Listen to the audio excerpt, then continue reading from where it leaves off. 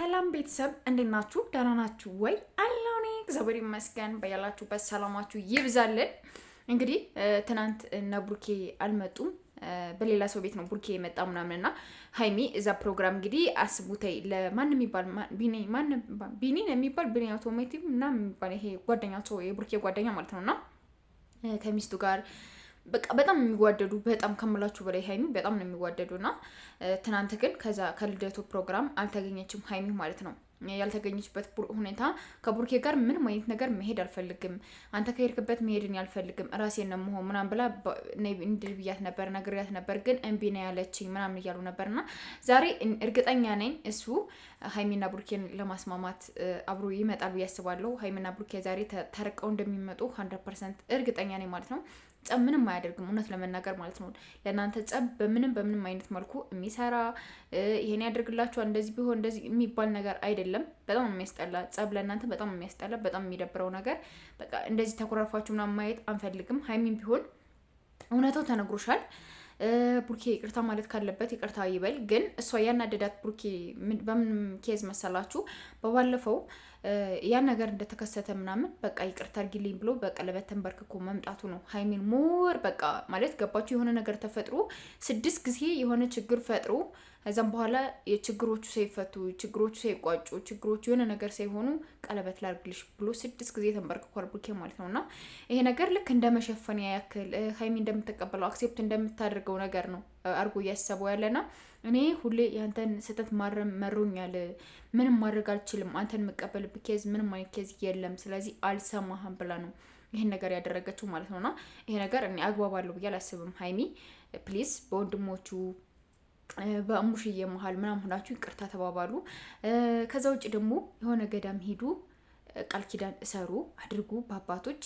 ቡርኬም ማንንም ላሰማ ሀይሚን ቢሆን ምንም ነገር በቃ ላታምን። ቡርኬም ከማንም ህይወት ውስጥ ገብቶ ማንም ከአንተ ህይወት ውስጥ ለማስገባት ደግሞ በምንም አይነት መልኩ ማንንም አክሴፕት ማድረግ የለብህም። ስለዚህ በዚህ ሁኔታ መስማማት አለባችሁ ብዬ ነው የማስበው፣ እንደኔ ማለት ነው እንጂ በህይወታችሁ ውስጥ በመሀላችሁ ውስጥ ያገብቶ እንደዚህ አድርጎ እንደዚህ ብሎ ምናምን ስላላችሁ ብቻ የእናንተ ህይወት መበላሸት አለበት ብዬ አላስብም፣ እንደኔ ማለት ነው። ስለዚህ እንደዛ ብታደርጉ እግዚአብሔርን በቃ ደስ የሚል ህይወት ትኖራላችሁ ብዬ አስባለሁ። እና በባለፈው ጻድቃኔ ከሄዱ በኋላ ደህና ነበሩና አሁን ደግሞ የእዩ ሁኔታ ነው ነገሩን ሁላ እንደዚህ ያበላሸው ማለት ነውና ፕሊስ ሀይሚም ይቅርታ አድርጊለት። ቡርኬ ደግሞ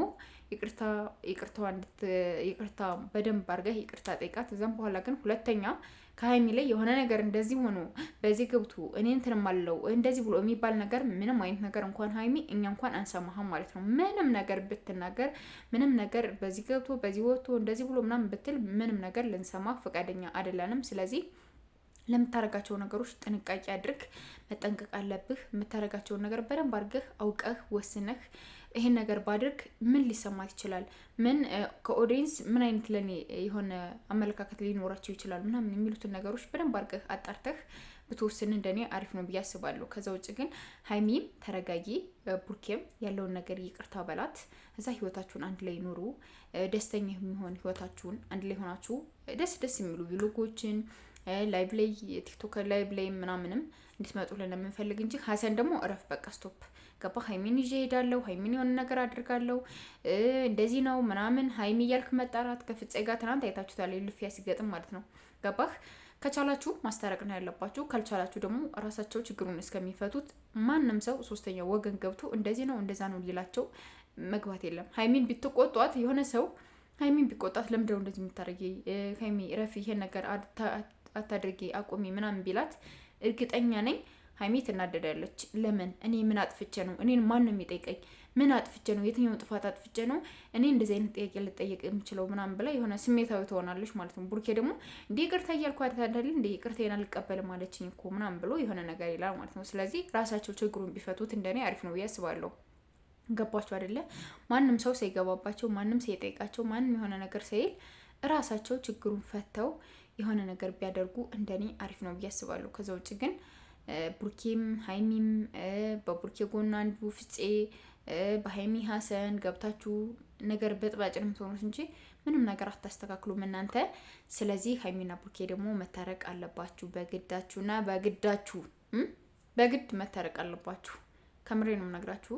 እና የትናንት ልደት ያከበረውን ሰውዬ ስልክ ቁጥር የምታውቁ ሰዎች ካላችሁ ደውላችሁ ከአንድ ላይ አድርጎ ሁለታቸውን ቢያወራቸው እሱ እርግጠኛ ነኝ እሱና ሚስቱ ቢያወሯቸው ሀይሚና ብሩኬ እርግጠኛ ነኝ 100% ባንዴሽ እንደሚሉ እንደሚታረቁ እርግጠኛ ነኝ። ስለዚህ ይሄን ነገር ፕሊስ ፕሊስ ፕሊስ ለሱ ደውሉለት ነው ነገሩን እንዲያስተካክል አድርጉት። ለማንኛውም እወዳችኋለሁ፣ አክብራችኋለሁ። ሰብስክራይብ ማድረጋችሁን አትርሱ። ባይ